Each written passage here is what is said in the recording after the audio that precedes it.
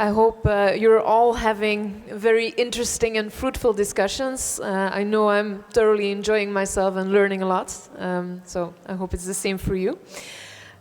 So without a lot further ado, we are very proud and very honored to have Jeb Brugmann, the founder of ICLEI, Local Governments for Sustainability, to have a live address to our Green Cities Conference right now. And we will have also the opportunity to ask a couple of questions at Mr. Brugmann. Good day, Mr. Brugmann. Hello. Hi. Well, without further ado, I just announced you, so everyone's listening. Welcome to our Green Cities Conference. Thank you very much for allowing me to join you there today. I wish I could be there in person. I think that, well, I assume that in your discussions this year you've gone way beyond the typical, what we could say, the sort of green environmental agenda of the Green Party to really discuss the issues of economic in Europe, the false proposition that one has to choose between austerity or the collapse of an economy, the false contradiction between the environmentalists' advocacy of reduced material consumption and quality of life in Europe. And so today, what I thought I would do is share some thoughts about what I think we've learned as green activists, and I would count myself among you, over the last 20 years as we focused our work on how to understand the economic productivity and potential of our cities in particular, as has probably been introduced. I have focused my work in large part over the last 20 years, 30 years, on the potential of cities in achieving the green agenda. And I call my talk today Optimize This, showing this image of the European continent, which stands out among the continents in the world as the most advanced urbanized continent in the world. And so I want to talk with you about the potential of your urban municipalities and urban regions. We've come a long way together, in this case since 1990, which in many respects was a marker year leading up to the Earth Summit in 1992 in Rio de Janeiro.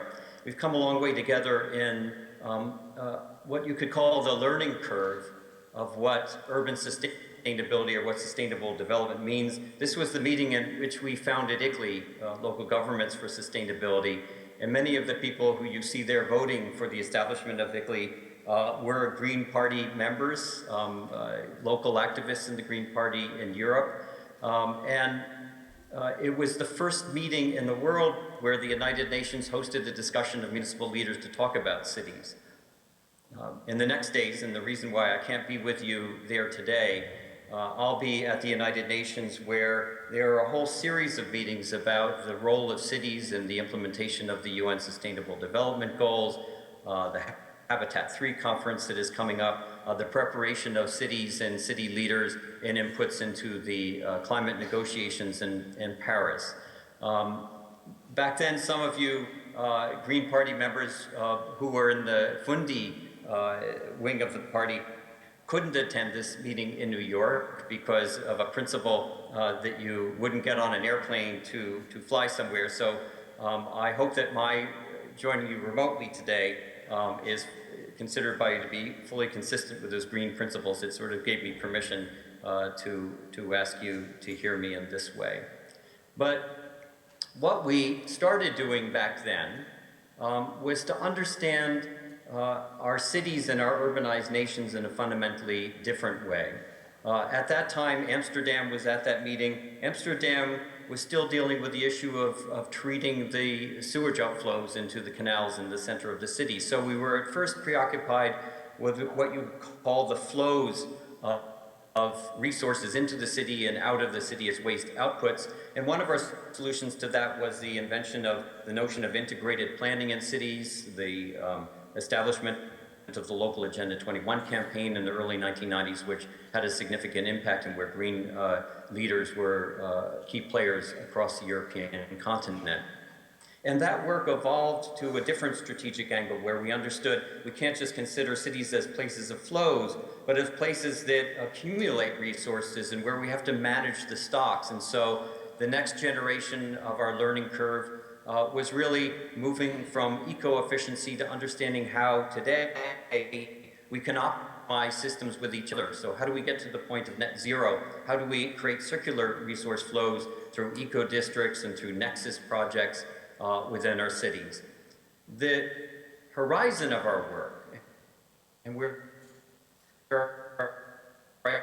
I think we stand of resource management, is how to bring our cities and our districts and our buildings within our cities, our neighborhoods, to the point of net positive production, or what I would call positive cities. And so we started in the early 1990s. I was doing work at that point with Metro Helsinki, and the Scandinavians, as you all know, introduced the notion of resource balancing into cities. We would look at one single resource, the energy system for Metro Helsinki, and understand the potential of moving from one level of efficiency to another in a short period of time. So in 7 years' time, achieving a 5% improvement in the overall efficiency of the energy system of Metro Helsinki. That was just one resource. Today in Rotterdam and in other districts, as you know, throughout Europe, the question is fundamentally more ambitious. It's how we actually have a district within a city get to the point of being a net exporter of resources, a net productive place. So for the Staatshaven district in Rotterdam, the potential to export 25% more energy than local demand, 3% more water than local consumption, 50% more food produced than is consumed locally. So this is the learning curve we've been through. It's been just a few decades. It's an incredible advancement in our understanding of the potential of cities, but it doesn't end there in the field of ecological performance.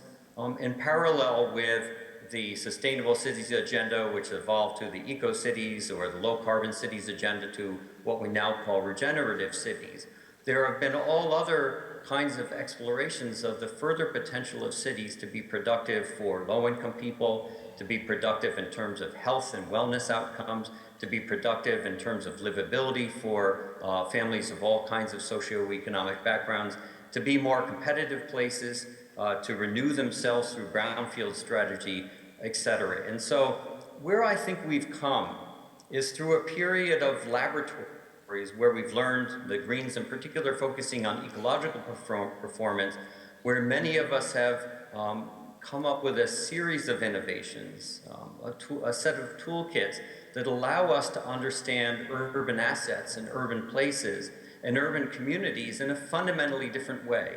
So that now the urban reality, a continent like Europe where 75% of the people in Europe live in urban centers, provide our perhaps greatest opportunity for future economic growth, and growth in a way that allows us to make a transition from an economy that is based on material inputs and material consumption to a dematerialized economy. This is a global phenomenon, of course. When we think about what has happened in the globalized economy, we rarely understand the extent to which the world's economy and its assets, its economic assets, are fundamentally urban assets, not to mention the flows between urban centers. So somewhere between 20–25% of the assets in the global economy are now not the corporations, the value of the shares of the global economy, but actually the physical assets and the infrastructure systems of our cities. And in the future, over the next 30 years, we're looking at an investment in our cities that is equivalent to 7 times the current global GDP. So what we do with our cities, how we take the learning of the last 20 to 25 years and apply it to increasing productivities in cities, is fundamental to what will happen in our global economic reality within our cities and, of course, within Europe. And so I use this title of my presentation optimize this to specifically focus in on the critical challenge and need within Europe to discover its sources of future productivity. And as McKinsey came out in a study looking at all of the OECD countries in 2010, in Western Europe in particular, because of the demographics of population reduction and where it is in terms of its industrial development, having moved from a resource economy, coal economy, let's say, to a manufacturing economy, to an advanced services and knowledge economy. The traditional strategies for achieving productivity growth have sort of tapped themselves out. Further mechanization, automation of production will not achieve future productivity growth or GDP growth in Europe. The role of European corporations and Western corporations in using globalization as a strategy for enhancing productivity itself is also tapped out and has been reported lately. So our ability of Western corporations to grow by tapping into the productivity advances of China and other countries is proving itself to be limited going into the future. And so we need to find a new source of productivity to support a form of growth that allows quality of life to continue within our regions. In the European case, as is quoted here, 100% of GDP growth has to come from productivity gains. So where does that productivity come from? My argument is that we have to richly appreciate the fact, as I've said, that our economies are a significant amount of our economies in terms of their wealth and the assets that we can further develop to enhance productivity is in our cities. And so that offers a potential to shift the focus of economic growth within a highly urbanized region like Europe from one that is growth based on increasing the amount of inputs into a production system to how we optimize the systems that we already have. And you in Europe are at the forefront of global practice in that regard. But it also means a shift in understanding that growth comes from not only delivering new utility, in other words, new things, another residence put on the market, another commercial office building put on the market, but focusing on servicing the places that we have so that they deliver performance. So now we're talking, of course, about how to ensure the resilience of a port, like the port of Rotterdam, so that it functions under all kinds of future economic circumstances under the risks of climate change and such. So we're focusing more on how to ensure the performance of places. How do we move from producing more outputs as a way of growing to how do we ensure that we deliver outcomes for the people within cities? So within a services economy, how do we create economic opportunity, business opportunity by delivering health, by delivering happiness, by delivering quality family life becomes a future growth opportunity that we can deliver within our cities. Now, and I'll give you some examples of this.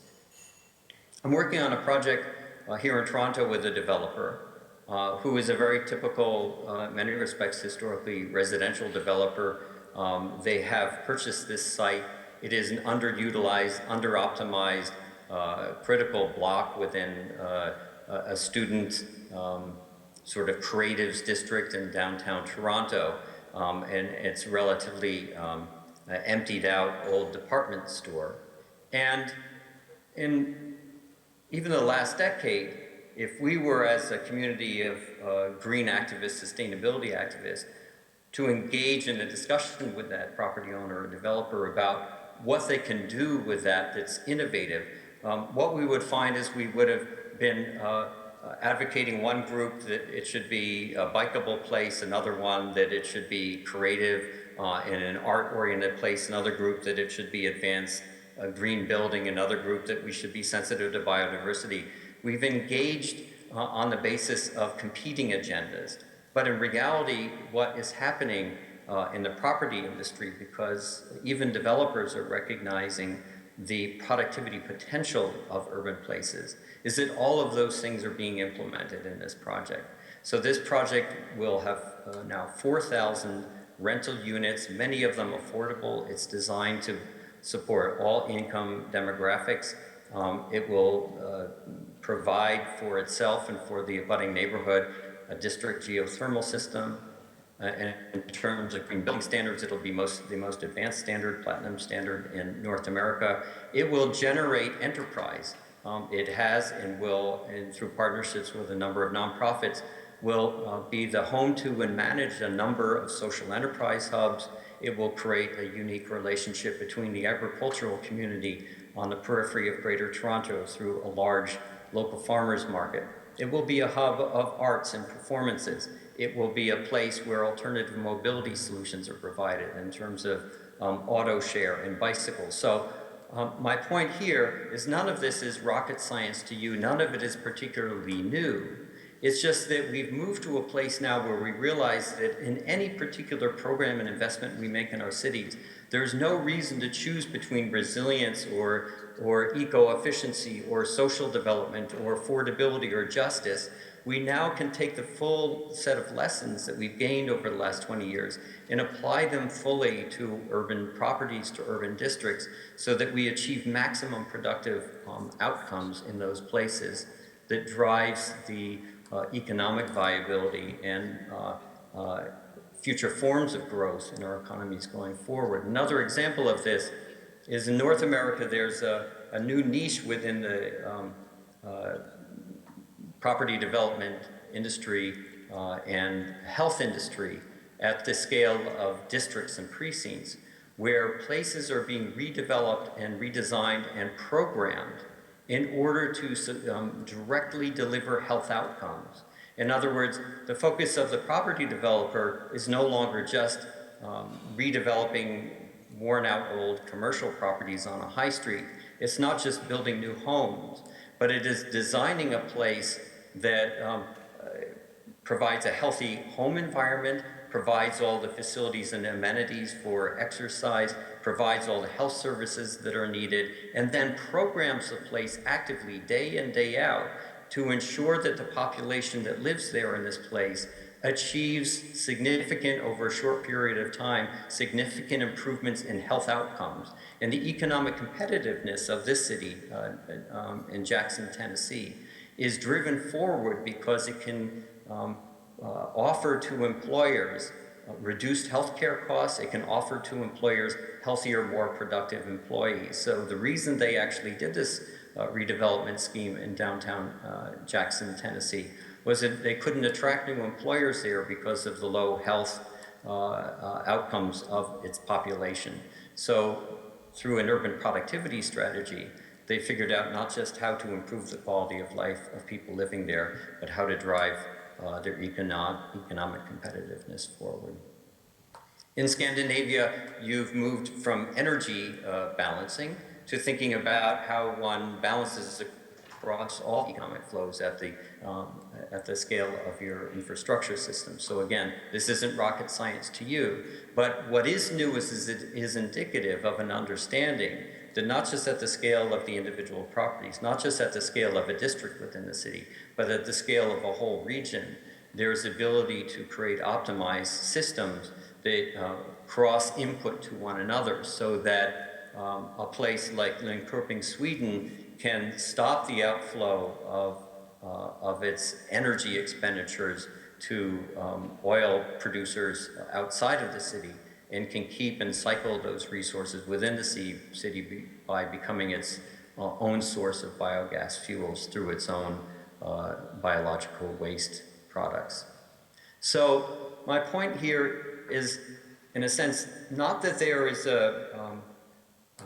something new to be learned in Europe per se in any particular field of urban development and urban innovation, but that we need to begin to understand that an effective strategy within an urban region and within an urbanized nation, within an urban continent, an effective strategy for growth and competitiveness is to invest in the overall comprehensive productivity of our urban places at all of those scales. And this graphic sort of shows how even economists have come to recognize that the locus of productivity growth is now the city. So economists have moved from a very traditional notion that productivity is gained by driving down labor costs, increasing output per unit of labor expenditure, by getting subsidies for capital improvements through attracting investment, to the notion of total factor productivity, where it is now widely recognized that the knowledge base, that education, that health, that the productivity of resource uses within systems is fundamental to overall productivity outcomes within a nation's economy. And now where we've moved to, I believe, and this is where I think the Green Party and green activists and researchers can be at the cutting edge of driving a European strategy that is truly anti-austerity, but at the same time does not present the electorate with that sense of a trade-off that we have to either have no growth or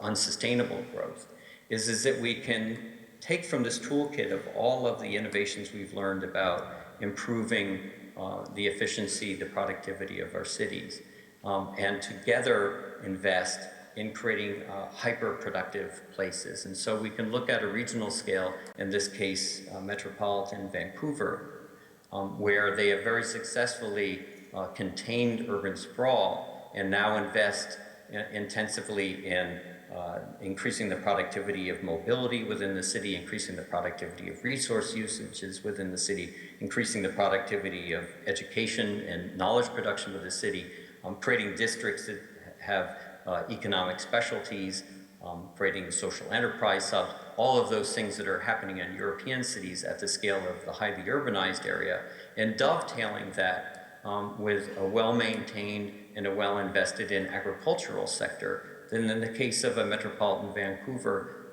which is not the largest region in the world, but still is the home to 2,600 farms. It produces 28% of the farm income in the giant province of British Columbia. 1 in 8 metro jobs are in the agricultural economy, an incredibly diverse agricultural economy that produces 2 times the economic value of agricultural products than is consumed by the total Vancouver population in the world. In other words, half of its produce is exported outside the city, is indicative of the kind of productive, urban productive regions that we can have if we apply the full toolkit of our innovations over the last 20 years to the way that we continue to invest in and advance our cities. A final comment in this regard. In the 1990s and in the 2000s, we focused substantially on innovations in productivity at the physical asset scale. So we were really thinking about how to optimize sites, how to improve through nexus and circularity and all of the things we've discussed, the efficiency of our services, the smart and responsiveness of our services, and how to optimize individual properties. Where the future value is to be gained within our cities in terms of urban redevelopment and in terms of their contribution to overall economic outcomes is how we, like in the case of the Wellness District in Tennessee, how we then program around those assets, how we support and create communities, how we invest in places that are specialized in particular types of productivity and economic activity, how we engage communities in innovation, how we provide opportunities for individual users to customize the way in which they use the city, whether it be through transportation, through optimizing their individual energy usage, how they engage with our educational systems, breaking down the silos so that each individual can tap into all of, put together and effectively a menu of the way that they individually pursue their productivity and their career strategy and their household strategy within the city. So ultimately, it's more at that soft end of how we program places and manage places that will find the future performance and additional value within our cities. I think that there are many issues that need to be explored in this. What I'm basically indicating is that I think we're at the point where we need to stop thinking in our own siloed agendas. We need to think about our urban assets as the core of the potential economic growth that we have, and how we use that economic growth and develop our cities in a way that we can achieve our objectives of dematerializing the economy at the same time that we provide higher and higher quality of living to the people that live in our cities, and allow them to more effectively build their own careers and their own livelihoods. So thanks very much for that. We'll be continuing to work on this within the context of ICLEI, Local Governments for Sustainability, and we hope that we'll be doing so with many of the Green Party mayors and elected leaders within the cities and regions of Europe. Thanks very much for giving me this chance to speak with you today. Thank you very much, Mr. Brugmann, for sharing this inspiring vision with us. I think it's clear that the potential of our cities is huge. Sadly, we are running a bit late, so we won't have time for a Q&A, but thank you again. We really enjoyed your talk, and let's work further together on greening our cities and making them more productive. Thank you very much. Thank you.